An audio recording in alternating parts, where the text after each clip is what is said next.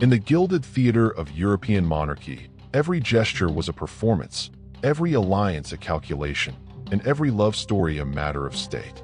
For kings and emperors, princes and dukes, the heart was not a private domain but a political asset, a tool for forging dynasties and securing borders. Marriage was the ultimate diplomatic maneuver, the production of an heir the most sacred of duties. Every glance, every whispered word, every touch was scrutinized, analyzed, and controlled by a court that thrived on protocol and precedent. But history is not merely a chronicle of treaties and bloodlines. It is a story of human beings, driven by passions that often defy the rigid confines of their roles. What happened when the desires of a monarch clashed with the ironclad rules of the throne? What unfolded when a king's love was deemed a perversion, a sin against God, and a betrayal of his kingdom? In the opulent drawing rooms of Versailles, the shadowy corridors of Whitehall, and the secluded chambers of Prussian palaces, a silent history was being written, a history of forbidden love that held the power to unravel empires. These were not simple affairs. They were seismic secrets that threatened the very foundations of power. For some, the cost of this love was their crown. For others, it was their reputation, their sanity, or their very life. This is the chronicle of those royal figures who were forced to love in the shadows, navigating a treacherous world where personal happiness was a treasonous indulgence. It is the story of the devastating price they and their kingdoms paid for their secrets. Prepare to delve into the clandestine romances that shaped the course of European history, to understand how intimate betrayals ignited wars and toppled dynasties, and to witness how the hearts of kings were ultimately sacrificed upon the altar of political necessity. Beneath the weight of jewel-encrusted crowns lay the souls of men and women who were never granted the simple right to love as they chose. Their stories begin with a scandal so profound it would end in a king's murder and forever stain the annals of England: the tragedy of Edward II. On the 25th of January in the year 1327, a series of blood-curdling screams pierced the stone walls of Berkeley Castle, cries so horrific they were said to be heard for miles around. These were the final moments of Edward II, King of England, whose reign ended in a storm of brutality and ultimate humiliation. He was not merely the casualty of a political coup. He was a victim of a love that his era could not comprehend and would not tolerate.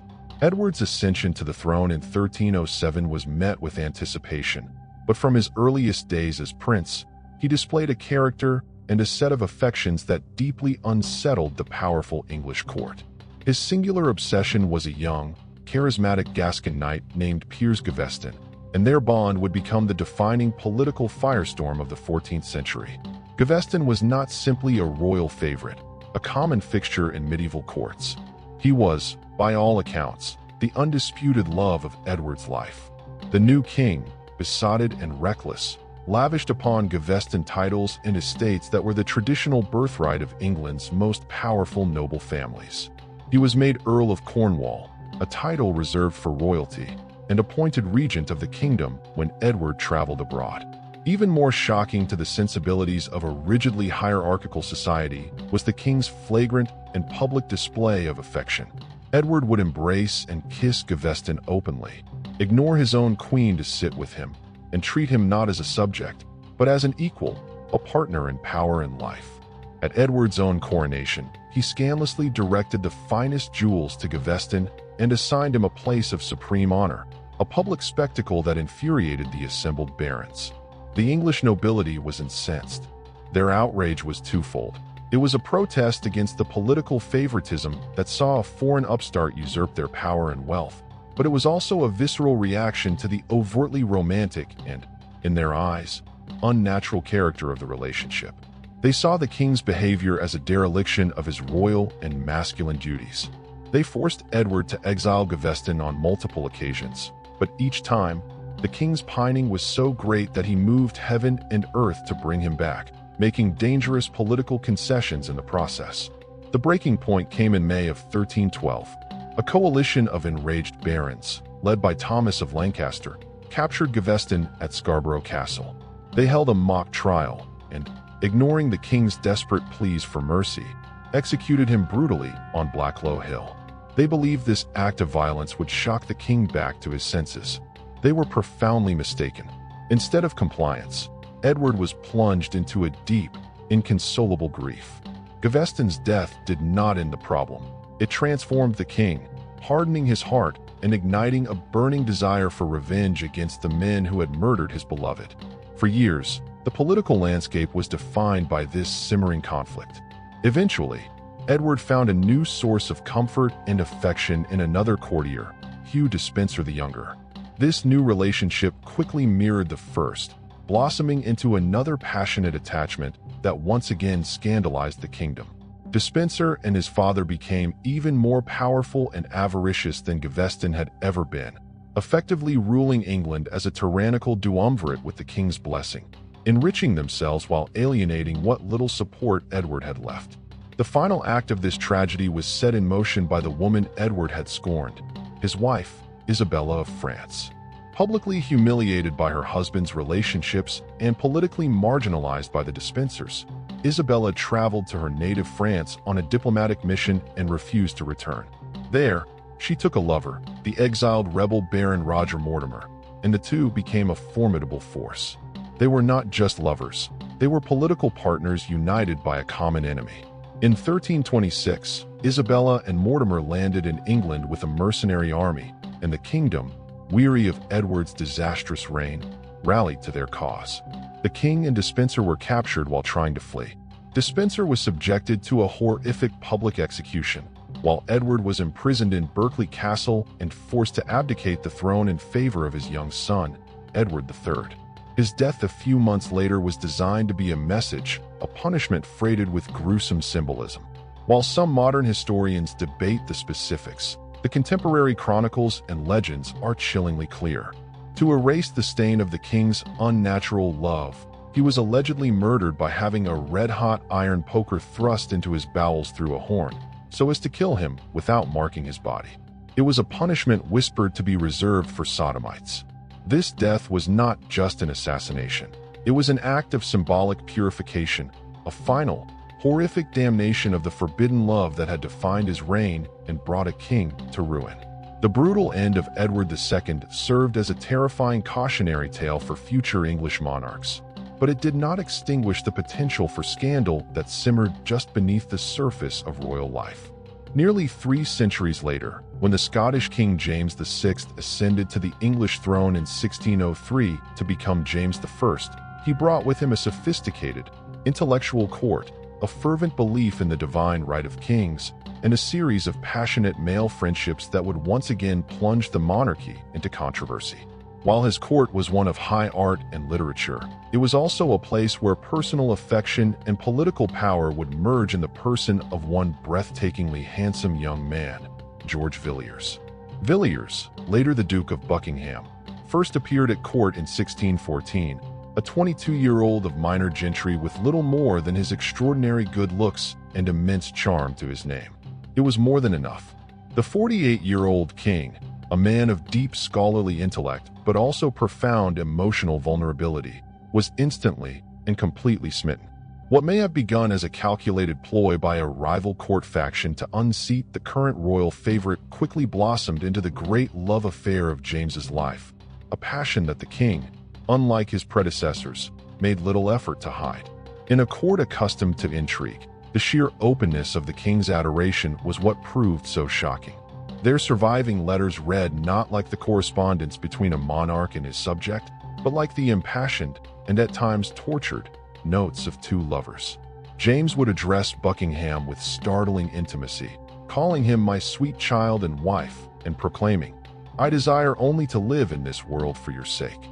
Buckingham, in turn, would sign his letters as your most humble slave and dog, Steenie, and wrote to the king, "I naturally so love your person and adore all your other parts, which are more than ever one man had."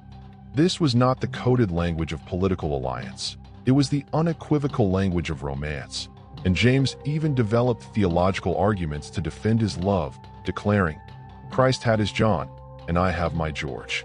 This devotion translated into unprecedented political power. In a breathtakingly short period, James elevated Villiers from a simple knight to the Duke of Buckingham, the highest rank of nobility outside the royal family itself. He was showered with titles, estates, and wealth, but most importantly, with influence. Buckingham became the sole gatekeeper to the king, the conduit through which all patronage and policy flowed. He effectively governed England, steering foreign policy, most notably during the disastrously failed Spanish match, where he and Prince Charles traveled to Spain incognito to try and secure a bride, and making critical decisions of state, all through the power he held over his enamored sovereign. The English public and the old nobility watched in disgust. The streets of London buzzed with salacious rumors and satirical poems mocking the king's relationship. He was openly derided with the nickname Queen James, while Buckingham was called his husband. Puritan preachers, whose influence was growing, thundered from the pulpits, denouncing this sodomy at the heart of the court and warning that such sin would bring God's wrath down upon the entire kingdom. Yet, the relationship endured, surviving all political storms and public outcry until James's death in 1625. Buckingham was reportedly devastated by the loss and desperately tried to maintain his position of influence with the new king, Charles I. His ambition and his many political enemies, however, finally caught up with him. In 1628, he was assassinated by a disgruntled army officer, his spectacular rise ending in a bloody, abrupt fall. This phenomenon of intense, politically significant male relationships was not confined to one era or type of monarch. It could be found even in the most unexpected of figures, such as the man history remembers as the epitome of the medieval warrior king, Richard I of England, the Lionheart. His name is synonymous with the romance of the Crusades, with chivalric valor and the legends of Robin Hood. He is the archetypal hero king, and yet, the chronicles written by those who knew him paint a far more complex and intimate portrait, one that complicates this simplistic, heroic image. The most compelling evidence comes from his time on the Third Crusade at the end of the 12th century, where Richard forged an incredibly close bond with his fellow Crusader king, Philip II of France. The relationship between the two young kings was so intense it was documented by contemporary observers. The chronicler Roger of Hoveden, who traveled with the crusading army, wrote a passage that has fascinated historians for centuries. The King of England was struck with great admiration for him, and bound him to himself with so great a love, that they ate every day at the same table and from the same dish, and at night their beds did not separate them. While political bed-sharing between monarchs could be a symbolic act of alliance in the Middle Ages, Hoveden's description, combined with other accounts of their behavior, strongly suggests a deeper, more personal intimacy. For the initial stages of the Great Expedition to the Holy Land, Richard and Philip were inseparable. They made joint military plans, shared their resources, and displayed a level of unity and public affection that astonished and sometimes alienated the other leaders of the crusade. The partnership, however, was not destined to last. Tensions and rivalries, always present, eventually flared. In 1191, after the successful siege of Acre, Philip, citing illness and political necessity, abandoned the crusade and returned to France, where he would soon begin plotting against Richard's territories. Richard was reportedly heartbroken and enraged by the departure, though he would go on to perform legendary feats of arms in the Holy Land. His campaign arguably never recovered the strategic momentum it had when he fought side by side with the French king. Even more telling was Richard's broader personal life. He was famously married to Berengaria of Navarre, yet the marriage was a political formality. They spent very little time together, and most significantly for a king, they produced no children, leaving the succession in question. Richard's true world was the homosocial environment of the military campaign. He dedicated his entire life to warfare and the intense bonds of brotherhood forged with his knights and soldiers. In 1199, at the age of 41, he died as he had lived, on the battlefield, wounded by a crossbow bolt during a minor siege in France. His final days were spent in the company of his fighting men, not his wife or family. He left the throne of England to his problematic brother, John, his own line extinguished, a crusading hero whose most profound connection may have been the one he shared in a tent with another king. From the brutal battlefields of the medieval era to the perfumed courts of the Renaissance, the conflict between a king's duty and his desire remained a dangerous undercurrent. As Europe entered the Age of Enlightenment in the 18th century, a time of reason and philosophical inquiry, one might have hoped that the specter of persecution would recede. Yet for one of the era's most brilliant minds, Frederick the Great of Prussia, the enlightenment of the public sphere did nothing to illuminate the darkness of his private suffering. He was a monarch of dazzling contradictions, a military conqueror and a gifted musician, an administrative genius and a sensitive poet, a correspondent of Voltaire and a patron of the arts. But behind this facade of enlightened absolutism was a man profoundly broken by a trauma inflicted in his youth. Born in 1712, the young Prince Frederick grew up in the suffocating shadow of his father, King Frederick William I. His father was a coarse, brutal military man known as the Soldier King, who despised his son's passion for French literature, philosophy, and playing the flute, seeing these interests as effeminate and weak. The king's contempt curdled into murderous rage when he discovered the intense, intimate friendship between Frederick and a young army officer named Hans Hermann von Katt. In 1730, the two young men planned to flee Prussia for the safety of England. They were caught, and the king's retribution was a masterclass in psychological cruelty. He accused them both of treason and sodomy. Von Katt was sentenced to death, and Frederick William I devised a truly monstrous punishment. He forced his 18-year-old son to stand at a window and watch his beloved friend be beheaded in the castle courtyard below. The young prince screamed, "My dear Katt, I beg your pardon," before fainting as the executioner's sword fell. He was never the same again. This singular, horrific event became the defining moment of Frederick's life. Traumatized and utterly subjugated, he bent to his father's will, agreeing to a purely political marriage to Elizabeth Christine of Brunswick-Bevern in 1733. The marriage was a complete sham. He treated his wife with a glacial, distant courtesy, refused to sire an heir, and for the entirety of his 46-year reign, he lived almost entirely separate from her, often going months, if not years, without seeing her. Instead, Frederick channeled his energies into statecraft and creating a private world where he could be himself. At his magnificent Sanssouci palace in Potsdam, he constructed an exclusively masculine sanctuary. He filled his court with soldiers, philosophers, musicians, and artists, fostering a refined, intellectual, and homosocial environment where he felt safe from the judgment that had cost his friend his life. His long and detailed correspondence with the French philosopher Voltaire reveals a man of deep sensitivity and profound loneliness, with Voltaire being one of the few confidants to whom the king could allude to his true nature and frustrations. After the execution of Katt, Frederick never again allowed himself such a vulnerable romantic relationship. His passion was sublimated into military campaigns, architectural projects, and the composition of flute concertos. He poured all his repressed energy into making Prussia a great European power. He died alone in 1786, in his study at Sanssouci, surrounded not by family, but by his beloved Italian greyhounds, having refused to the very end to allow a single woman to enter his private chambers. While Frederick sought solace in solitude, his contemporary in France, King Louis XIII, presided over a court where a similar secret threatened not just the king's heart, but the legitimacy of the entire Bourbon dynasty. His was one of the most explosive secrets in dynastic history.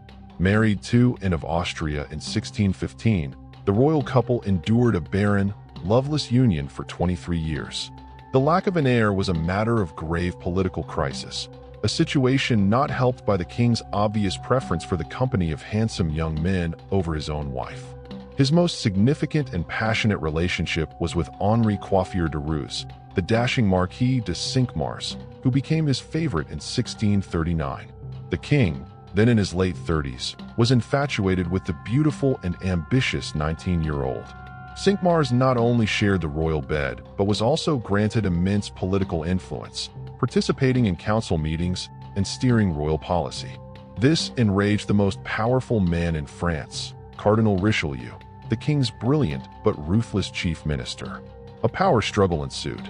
The arrogant young Cinq-Mars, feeling invincible in the king's affections, conspired with Spanish forces to have Richelieu overthrown. But the cardinal's spy network was second to none. He discovered the treasonous plot and presented the king with an ultimatum. Choose your lover or choose the stability of your kingdom. With a heavy heart, Louis chose France. Cinq-Mars was arrested and executed in 1642, leaving the king in a state of profound grief from which he never truly recovered. But the most dramatic part of Louis's story relates to the very succession he seemed incapable of securing. In 1638, after 22 years of childlessness, Queen Anne miraculously became pregnant, eventually giving birth to the future Louis XIV, the Sun King. The timing was so convenient that it fueled decades of persistent rumors. Whispers in court suggested that the king, aware of his own disinterest in his wife and possible infertility, had consented to an arrangement to save the dynasty. It was rumored that the true father was one of Queen Anne's lovers, perhaps Cardinal Mazarin, or even the English Duke of Buckingham during an earlier diplomatic visit. The possibility was terrifying. If Louis XIV, the most glorious king in French history, was illegitimate, then the entire Bourbon claim to the throne was built upon a lie. The secret was meticulously guarded, but the doubt lingered, a ghost of illegitimacy haunting the gilded halls of Versailles for a century. These stories, unearthed from the shadows of history, reveal the terrible, human price paid by those who dared to love against the ironclad conventions of their time. Edward II was brutally murdered for his love. Frederick the Great was condemned to a life of perpetual, traumatized solitude. Cinq-Mars was executed for the crime of being loved by a king. For centuries, royalty was presented with an impossible choice: your heart or your crown, genuine love or dynastic duty. So many chose duty, living hollow lives of performance and repression. The few who chose love often paid with their position, their freedom, or their life. But their stories, no longer confined to hushed whispers, serve a vital purpose today. They illuminate the most human, vulnerable side of history's most powerful figures. They remind us that beneath the armor and the ermine robes were hearts that longed to beat freely, but could not. That long-suppressed freedom finds its voice today, in a world where a member of the British royal family, Lord Ivar Mountbatten, can openly marry the man he loves. A victory not just for him, but for the silent legions who came before. It is a victory for Edward, for James, for Frederick, for Richard, and for the countless others whose names and loves were erased by fear and prejudice. At long last, after centuries in the shadows, their truth is being told. At long last, love is beginning to conquer fear.